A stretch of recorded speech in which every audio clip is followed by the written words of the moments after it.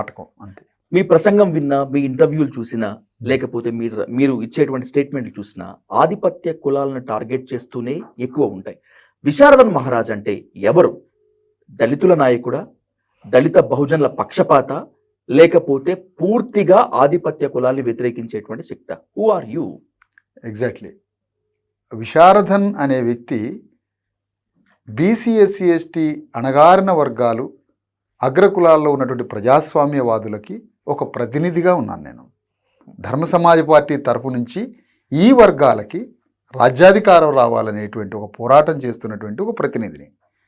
అంతే తప్ప ఒక అగ్రకులాలకి వ్యతిరేకం కాదు. ఇక్కడ ఈ సమాజంలో మనందరం ఈ సమాజంలో రాజ్యాన్ని సమభావనతోటి పంచుకున్నాం. అధికారంలో, భూమిలో, సంపదలో అందరూ రాజ్యాంగం చెప్పినట్టుగా, రాజ్యాంగం ఏదైతే సూచిస్తుందో ఆ విధంగా మనందరం కలిసి బ్రతుకుదామంటున్నాం తప్ప మేము ఒక వర్గం